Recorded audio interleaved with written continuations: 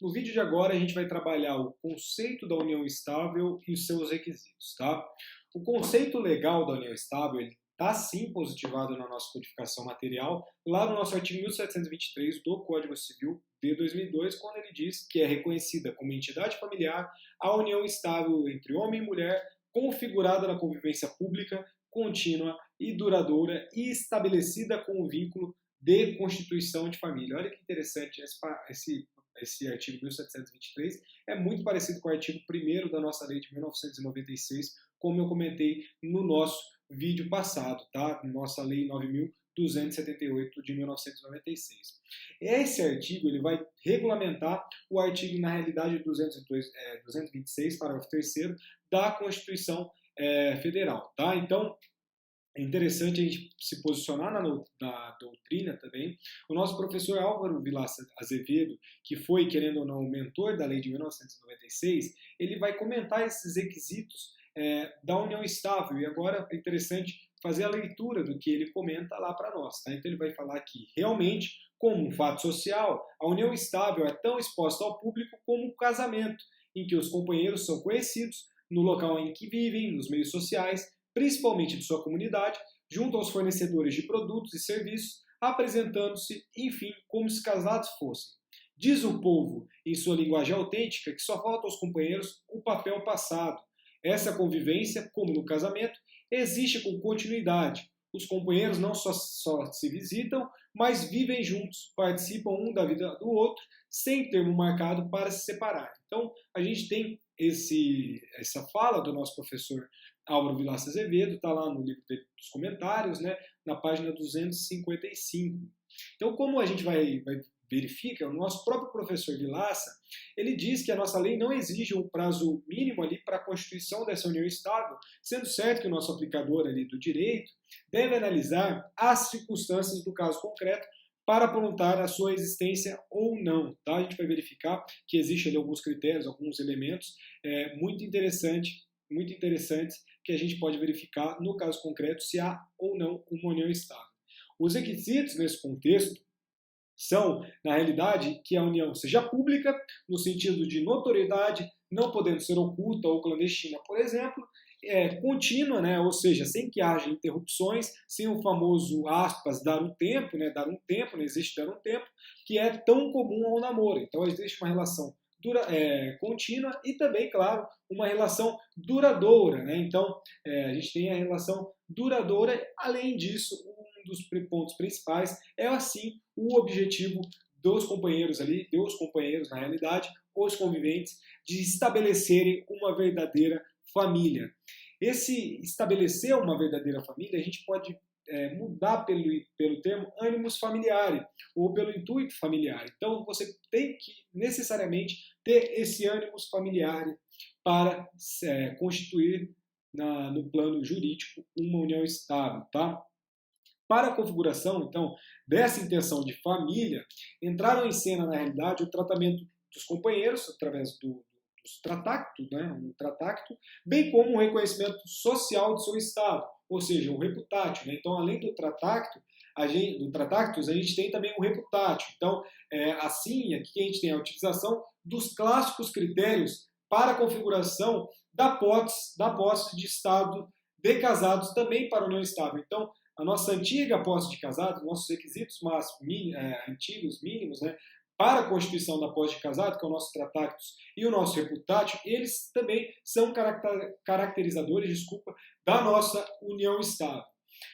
O nosso professor Pablo Stoso e o Rodolfo Pamplona Filho, eles trabalham com o que eles vão chamar de elementos caracterizadores essenciais e elementos caracterizadores acidentais. E isso é muito interessante, é extremamente didático. Então, os elementos caracterizadores essenciais são, por exemplo, a publicidade, a continuidade, a estabilidade e o objetivo de constituição de família.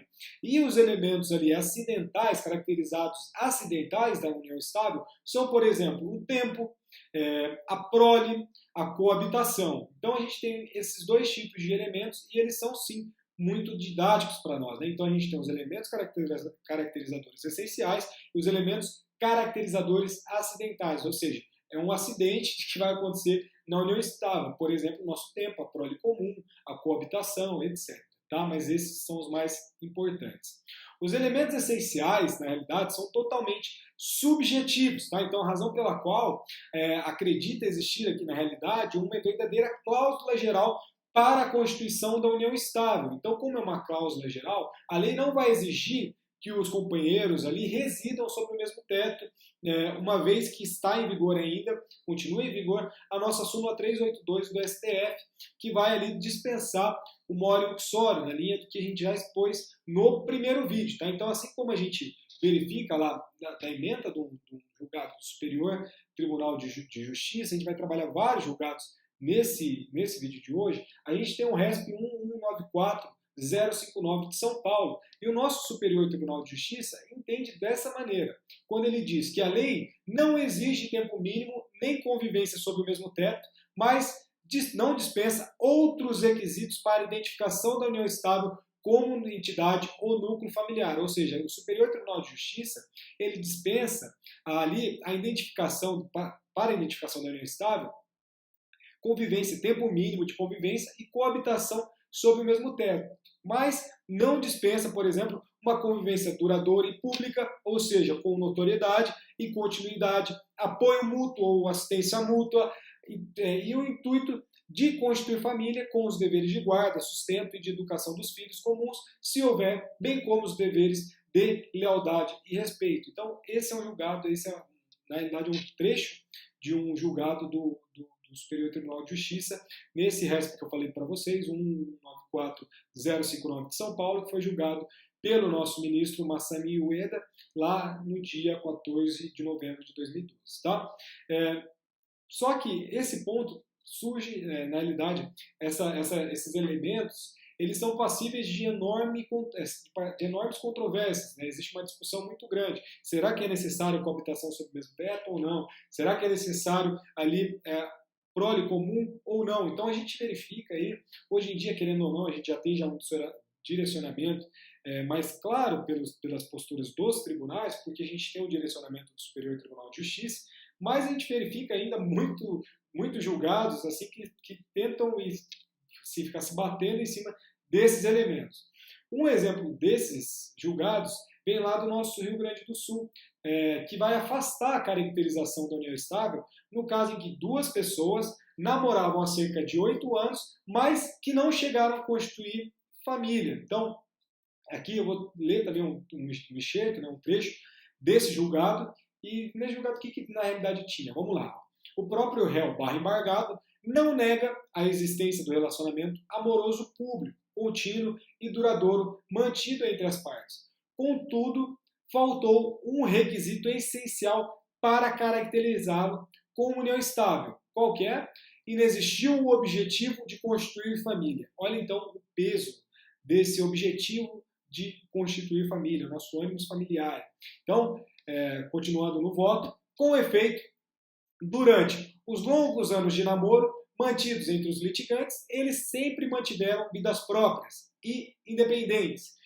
Realizaram várias viagens juntos, comemoraram datas festivas e familiares, participavam de festas sociais e entre amigos, a autora realizava as compras para a residência do réu, pagas por ele, às vezes ele levava o carro dela para lavar, e consta que ela gozou licença-prêmio para auxiliar o namorado no momento de doença. Contudo, ainda que o relacionamento amoroso tenha ocorrido nesses moldes, nunca tiveram o objetivo de constituir família. Isso porque, ainda que ambos fossem livres e impedidos, ela solteira e ele, embargante, auxiliasse o embargado realizando às vezes tarefas que o ajudavam na administração da casa dele, como, por exemplo, fazer compras no supermercado. Até tais compras eram pagas separadamente. Ela pagava dela e dele eram pagas por ele pagas. Então aqui a gente tem esse trecho do voto do Tribunal de Justiça do Rio Grande do Sul, lá no nosso processo 700083619990, julgado lá em 2004, que não caracterizou uma união estável, que existia por 8 anos, por essa ausência desse intuito familiar, desse ânimo familiar, dessa vontade, esse objetivo de se constituir família. Muito interessante esse voto, muito controverso também. da esteira do que vai se constar nesse último julgado, a gente verifica que o nosso intuito de constituição de família é que diferencia cabalmente o namoro da união estável. E prestem muita atenção que para quem for para a área do trabalho, esse é um dos pontos que a gente mais conflita, mais existe litígio hoje, tá?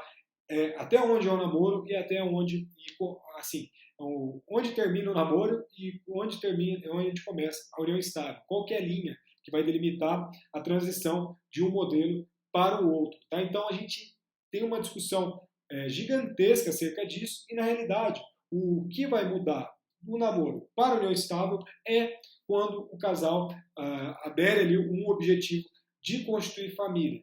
O nosso professor José Fernando Simão, nosso professor da USP, ele vai falar que se há um projeto de família, estamos diante de namoro. Se há uma família já constituída, com ou sem filhos, há uma união estável. Então, tais lições têm sido seguidas por alguns magistrados. Tá? Então, a gente verifica que se há família, existe união estável. Se há um projeto de família, existe um namoro. Tá? Então, nesse mesmo sentido, a gente verifica lá no Tribunal de Justiça do próprio Rio Grande do Sul, dando mais um exemplo aqui, que ele vem entendendo que o mero namoro longo, em que não há objetivo da constituição de família, não constitui união estável. Olha aqui mais uma emenda. Embargos infringentes, união estável, caracterização de namoro. O namoro, embora público, duradouro e continuado, não caracteriza união estável se nunca objetivaram os litigantes constituir família. Está lá no Tribunal de Justiça do Rio Grande do Sul, através do processo 7000-8361990, também de 2004. Tá? Então, o nosso Tribunal de Justiça do Rio Grande do Sul, aliás, agora do Rio de Janeiro, trouxe para nós um julgado interessante também, que vai falar embargos de declaração, conhecidos como agravo inominado, reconhecimento, namoro, ausência de aparência de casamento, união estável é a união entre um homem e uma mulher na forma livre em relacionamento público, duradouro e contínuo, com o objetivo de constituição de família. Esse é o espírito das leis 8.971 de 94 e 9.278 de 1996. Exige dos companheiros, tal como no casamento, lealdade, fidelidade e assistência mútua. Compulsão dos autos, constata-se do depoimento da parte autora que seu namoro com o de cujos durou 8 anos até o casamento, em 2003, e que ambos, durante esse período, moravam com seus respectivos pais, nunca tendo morado juntos. Então, aqui no nosso caso concreto, a gente tinha uma união estável que está sendo pleiteada antes do casamento entre as partes, 8 anos antes do casamento entre as partes, e o antigo companheiro, o ex-cônjuge existe um cônjuge falecido, então ela está pleiteando uma união estável para a partilha de alguns bens. Quais bens são esses? Vamos lá. Verifica-se que a demandante não contribuiu financeiramente para a aquisição da Kombi, caminhão e da autonomia de táxi, além de não ter tido despesas pagas pelo falecido, pois afirmou que o seu dinheiro era para ela mesma e sua família, concluindo-se daí não ter havido, antes do casamento, a mútua assistência. Confessa ainda em seu depoimento que sempre acaba sabendo de alguma infidelidade do de cujos, conduta essa confirmada pelos depoimentos das testemunhas trazidas pelos réus. Aqui tem um problema, o de cujos não vai conseguir se defender disso. Então, existia ali uma infidelidade contumaz desse de cujos. Tá? Ademais, apesar da inexistência de coabitação, percebe-se que não há qualquer indício de que viveram com o marido como marido e mulher, não havendo no namoro entre a autora e o falecido a necessária aparência de casamento configuradora da união estável. E aqui ele faz menção aos precedentes aqui do STJ e do Tribunal de Justiça, do Egrégio Tribunal de Justiça do Rio de Janeiro. É uma apelação civil julgada lá em 2008, apelação civil 2007 001 66224, tá, do Rio de Janeiro. Então, a gente está diante de casos em que há uma diferenciação do nosso namoro, da união estável, e qual que é o elemento que vai diferenciar uma da outra nesses julgados é de fato ali essa pretensão, esse objetivo de constituir família. Existem algumas decisões que elas utilizarão o termo namoro qualificado para denotar o namoro longo, ou seja, namoro duradouro vai ter um nome ali diferenciado, que é o namoro qualificado, em que não há a presença dos requisitos familiares ali da caracterização da união estável. E aqui a gente vai ler também um ponto, um voto do nosso Superior Tribunal de Justiça, e dentro desse voto do Superior Tribunal de Justiça a gente tira algumas conclusões. Vamos ver lá quais são essas conclusões. Olha o excerto então. Ó. Na relação de namoro qualificado, olha a utilização do termo, os namorados não assumem a condição de conviventes porque assim não desejam. São livres e desimpedidos, mas não tensionam naquele momento ou aquela pessoa formar uma entidade familiar. Nem por isso vão querer se manter refugiados, já que buscam um no outro a companhia alheia para festas e viagens. Acabam até conhecendo uma família do outro, passando para fotografias em festas, pernoitando um na casa do outro com frequência, ou seja, mantém verdadeira convivência amorosa, porém sem o objetivo de constituir família. O resto aqui, então, ele destaca essa intenção, né, de constituir família, nosso âmbito familiar, como fundamento essencial para a caracterização da união estável. E o nosso Superior Tribunal de Justiça está falando isso. Por isso que eu falo para vocês. Hoje, a gente tem um caminho, e esse caminho ele é guiado pelo Superior Tribunal de Justiça, que julga fundamentalmente necessária a comprovação desse objetivo de constituição de família, esse ânimos familiar, tá? Então, continuando no voto aqui do Superior Tribunal de Justiça, a configuração da união estável é ditada pela confluência dos parâmetros declinados hoje no artigo 1723 do Código Civil de 2002, que tem elementos objetivos descritos na norma. Quais são os elementos objetivos? Convivência pública, sua continuidade e razoável duração, e um elemento subjetivo, que é o mais complicado por se tratar de elemento subjetivo, o desejo de constituição de família. E a congruência de todos os fatos objetivos descritos na norma não levam necessariamente à conclusão sobre a existência da união estável, mas tão somente informam a existência de um relacionamento amoroso ali entre as partes. Atenção agora. Grifei essa parte do nosso roteiro, leiam esse trecho, tá? O desejo de construir uma família por seu turno é essencial para a caracterização da união estável, ante outros tantos que, embora públicos, duradouros e não raras vezes com prole, não têm escopo de serem família, porque assim não quiseram seus atores principais. Esse é o voto do Superior Tribunal de Justiça, lá no RESP 1263015 do Rio Grande do Norte, que foi nossa ministra, relatora Nancy Andrighi. Tá? Esse voto foi de 2012 e olha que trecho interessante, né? Esse trecho aqui ele é fundamental para a gente entender o que vai ou não caracterizar a união estável, onde a gente vai separar aqui o joio do trigo. Né? Então, esse ponto é extremamente interessantíssimo. Esse voto é o que nos guia hoje os tribunais de todo o Brasil para caracterizar ou não uma união estável. Tá? Então, meu cachorro latindo, espera aí que eu já volto. Superado então esse ponto em relação ao namoro qualificado e à união estável, a gente vai trabalhar acerca ali, será que o noivado caracteriza a união estável ou não? Tá? Então é muito importante isso. Então a gente superou esse primeiro ponto, superamos o latido do meu cachorro e agora a gente vai analisar o julgado do Tribunal de Justiça do Rio Grande do Sul também e que vai verificar que na linha que outrora foi exposto, né, na união estável a família é presente e no noivado a família é futura. Tá? Então olha que interessante também o teor desse julgado aqui do Tribunal de Justiça do Rio Grande do Sul, só para também ilustrar um pouco aqui para vocês casos da nossa vida prática. Tá? Vamos lá. União estável, pressupostos. Olha o termo que ele vai adotar aqui e depois a gente vai verificar que esse termo, às vezes, pode até causar uma confusão. Tá? Pressupostos, ponto. Affectio maritalis. Coabitação, publicidade da relação. Vamos lá. Não constitui união estável o relacionamento entretido sem a intenção clara de constituir um núcleo familiar. A união estável assemelha-se a um casamento de fato e indica uma comunhão de vida e de interesses, reclamando não apenas a publicidade e estabilidade, mas, sobretudo, um nítido caráter familiar evidenciado pela affectio maritalis.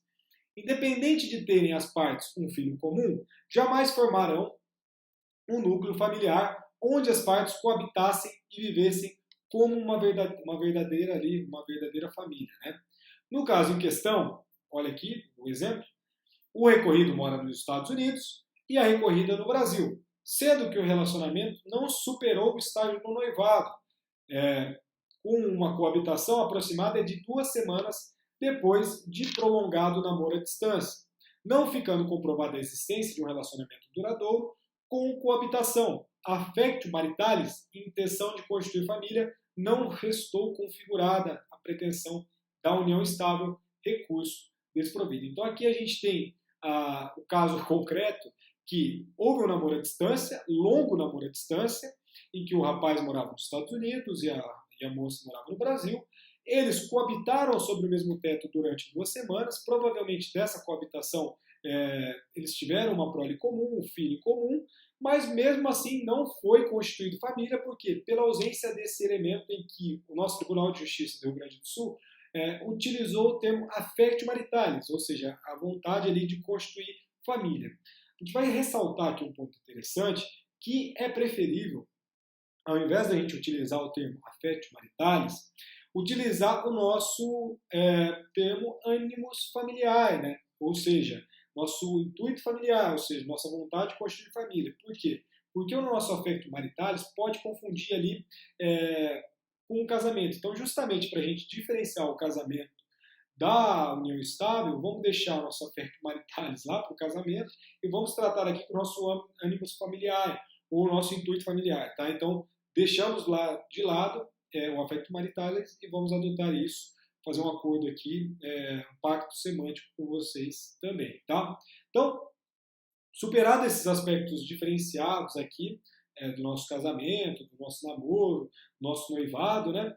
O nosso Código Civil de 2002, ele traz uma inovação lá no seu parágrafo 1º do seu artigo 1723, ao estabelecer que a nossa união estável não se constituirá se ocorrerem as causas impeditivas ali do nosso casamento, tá? Então, não se constituirá se ocorrerem os impedimentos do artigo 1521 do Código Civil, não se aplicando a incidência do inciso 6º, no caso de a pessoa casada se achar separada de fato ou judicialmente. Então, todas as causas impeditivas do casamento previstas no rol do artigo 1521 serão aplicadas também à união estável, menos nosso inciso, na realidade, inciso 6º desse artigo 1521, que vai estabelecer ali, no caso da pessoa casada, mas separada de fato ou judicialmente, ela pode sim constituir união estável. Tá? Então a gente vai perceber que esse dispositivo vai determinar a aplicação dos impedimentos do casamento também para a nossa união estável de forma expressa, de forma legal. Tá? Então, desse modo,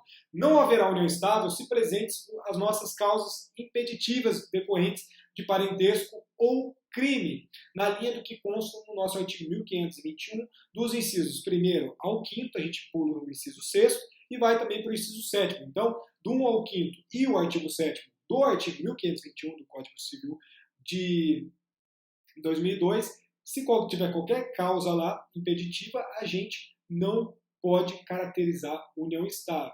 A título ilustrativo, então, para deixar bem claro isso para vocês, é que não é possível a convivência familiar entre ascendentes e descendentes, entre irmãos unilaterais ou bilaterais e entre afins ali em linha reta. Por exemplo, sogro e genro, sogro e nora, padrasto e enteada, madrasta e enteado. Então a gente não permite união estável, a configuração de união estável, quando existe esse modelo de impedimento.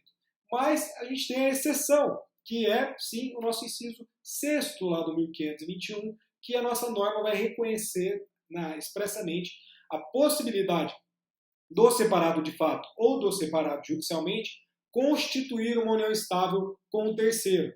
Em outras palavras, o que a gente tem é que o nosso Código Civil de 2002 ele passou a admitir que a pessoa casada, desde que separada de fato ou judicial, constitua união estável com o terceiro. Então, diante da entrada em vigor da nossa lei 11.441 de 2007, que consagrou a separação jurídica extrajudicial, deve ficar claro aqui para nós que o separado extrajudicialmente, do mesmo modo, pode constituir união estável. Então, por mais que nosso código não tenha falado do separado extrajudicialmente, que agora existe uma modalidade, uma lei de 2007, ou seja, uma lei posterior ao Código de 2002, por uma interpretação sistemática desse artigo, a gente entende que além das pessoas separadas de fato e judicialmente, as pessoas que são separadas extrajudicialmente também podem constituir união estável. Mas a gente também tem que ver, por outro lado, claro, que o nosso legislador ele não percebeu tal hipótese ao instituir a nossa separação por escritura pública. Então, devendo assim ser tido o nosso artigo 1723, parágrafo 1º do Código Civil de 2002, de modo a incluir o separado extrajudicialmente. Vale lembrar também, claro, que, em complemento, que a nossa separação extrajudicial também está tratada no nosso Código de Processo Civil de 2015. A gente falou disso nas aulas passadas, aí, lá no artigo 733 do Código de Processo Civil de 2015, a gente tem também a modalidade de separação extrajudicial. Pelo amor de Deus, não confunda separação extrajudicial de divórcio extrajudicial, tá? Em suma, o que a gente tem é que não faz mais sentido ser possível ao separado de fato constituir uma união estável e ao separado extrajudicialmente não. Então a gente tem que fazer uma interpretação sistêmica e sim verificar a possibilidade do separado de maneira extrajudicial estar em uma união estável. Mas a gente sempre tem que lembrar também, sempre tem que ser guiado através da nossa emenda constitucional 66 de 2010. A nossa emenda 66 de 2010, como vocês bem sabem, ela retirou do nosso sistema a separação jurídica. Então o nosso panorama mudou muito lá de 2002 até aqui a nossa emenda constitucional de 2010 e, claro, o nosso Código de Processo Civil recente. Então, os novos relacionamentos, apenas terá relevância aqui a premissa de que o separado, de fato, pode constituir uma união estável. Então, o separado, de fato, para nós aqui, a nossa premissa vale que o separado, de fato, pode constituir união estável. Isso que é interessante, isso que os senhores e as senhoras têm que ter em mente. Tá? Então, separei de fato, não fiz o divórcio, não tem problema, você pode entrar numa união estável. A relevância ali da menção ao separado judicialmente, a situação ali do separado extrajudicialmente, terá pertinência apenas para os relacionamentos anteriores ali existentes a partir do Código Civil de 2002 até a nossa emenda constitucional do divórcio. Então, só para ilustrar para vocês, se alguém separado judicialmente ou extrajudicialmente constituiu uma convivência com outra ali desde o ano de 2008, tal relacionamento pode ser tido como uma união estável. Tá? Então, a gente supera isso também e a gente tem que anotar que a questão sobre a viabilidade da norma do 1723, parágrafo 1º do Código Civil de 2002, que são esses impedimentos, sempre dividiu a doutrina. Por quê? Porque alguns estudiosos, alguns doutrinadores, eles entendem que a regra vai incentivar ali situações de confusão patrimonial. Tá? Então, isso porque em muitos casos não haverá como apontar se determinado bem foi adquirido na constância do casamento ou da suposta união. Então, existe uma possibilidade de uma confusão patrimonial por essa ausência de impedimento para as pessoas casadas que não realizaram ali o divórcio, enfim, a separação judicial, a separação extrajudicial, mas apenas estão na separação de fato. Tá? Uma doutrinadora que segue essa linha de entendimento é a nossa professora Maria Helena Diniz, que diz que ela vai entender que em situações tais, nesse tipo de caso, o separado de fato, aduzindo como que ela aduz, na realidade, que como poderia o ilícito adultério, no caso aqui, o nosso adultério, que é um ilícito, ou seja, posicionamento de uma pessoa casada constituir uma união estável, como o adultério, poderia ali, o ilícito do adultério, acarretar direitos e obrigações se a eles só deveriam impor sanções.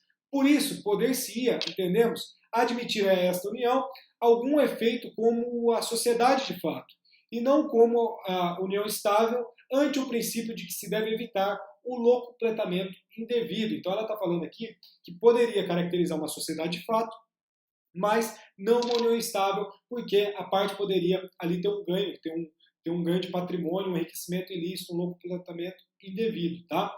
Mas tem uma parte da doutrina que segue esse entendimento, mas a doutrina, a melhor doutrina, a doutrina majoritária, a doutrina que a gente se filia aqui na nossa aula de hoje, entende que, apesar dessa crítica que recebe esse artigo, esse parágrafo primeiro desse artigo, ele vai dizer que a nossa norma está em vigor e tem uma amplitude social gigantesca. Nosso professor Álvaro Vilaça Azevedo, ele vai falar que a gente tem que olhar para essa inovação com bons olhos, tá? Pois a gente antepõe direitos existenciais a direitos patrimoniais. E nosso código, aliás, desculpa, a nossa Constituição Federal, ela tende a isso, né? Então, a gente está sobrepondo direitos existenciais a direitos patrimoniais. Então, dane-se, entre aspas, se houver confusão patrimonial. Por quê? Porque o que importa para a gente é esse direito existencial, essa dignidade sendo manifestada ali pelo objetivo de se construir uma família. Então, não poderia ter um impedimento, entre aspas, da união estável em decorrência de uma existência prévia do matrimônio.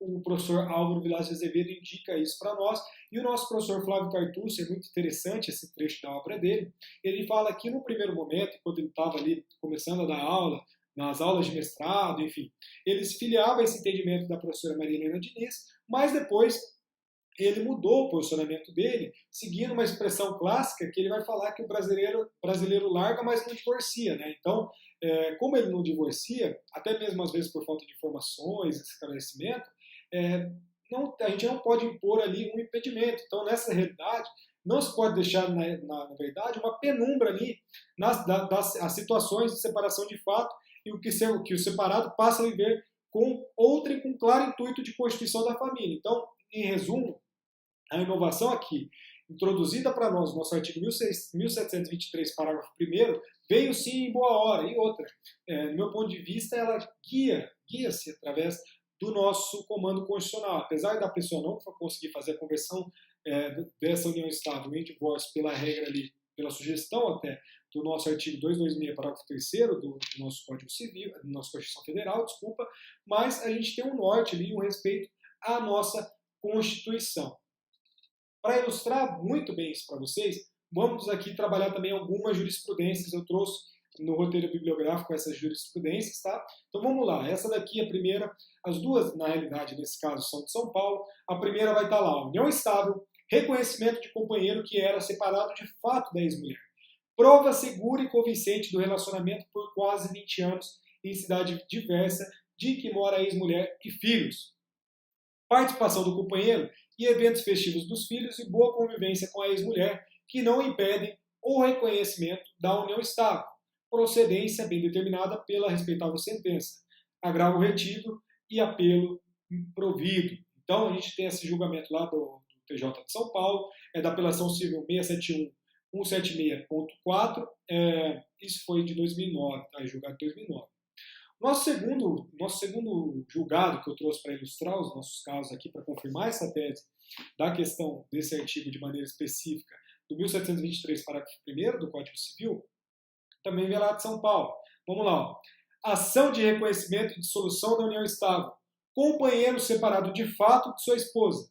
Sentença que reconheceu a união estável do casal a partir do nascimento do primeiro dos 3 filhos do casal, determinou a partilha de bens, cabendo à companheira 20% do imóvel. Recurso desprovido com observação. Então aqui a gente tem também uma modalidade de uma separação de fato e com o nascimento do filho, enfim, o posicionamento aí desse julgado, que é a apelação 616.066.4 de São Paulo, foi caracterizada a união estável. Tá? Então, ainda a respeito da nossa união estável, já caminhando para o fim da nossa aula, o nosso artigo 1723, parágrafo 2º do nosso Código Civil, vai trabalhar, a gente falou das causas impeditivas, e agora ele vai falar das causas suspensivas. Isso é bem polêmico, tá? Porque as causas suspensivas do nosso casamento, que estão previstas lá no nosso artigo 1523 do Código Civil, não impedem a caracterização da união estável. Mas essa questão, de maneira, tudo bem, não vai impedir a caracterização, é muito lógico, porque se não é causa de nulidade do casamento, por óbvio, o casamento ali ele possui eficácia, só que tem sanções, principalmente na parte patrimonial, porque vocês também já têm que saber nessa altura da aula, que causas suspensivas do casamento previstas ali no artigo 1523, impõe uma sanção principal, que é ali a imposição do regime da separação obrigatória de bens. Então surge na realidade aqui um grande debate quanto às consequências para a união estável. Por quê? Porque a gente vai verificar que na nossa união estável, via de regra, se não houver contrato de casamento, contrato de convivência, desculpa, será aplicado a regra da comunhão parcial de bens. A questão é, para as causas suspensivas do casamento, que não são aplicadas aqui na nossa união estável, será que as causas suspensivas terão efeitos ali nos limites, no que diz respeito aos efeitos patrimoniais, como ela tem no casamento, ou não, tá? Por quê? Porque a gente vai verificar que se aplica para o casamento, por que não se aplicaria para a união estável, tá? Então, a gente vai estudar isso com um pouquinho mais de profundidade, mas já fica aqui um adiantamento para vocês, tá?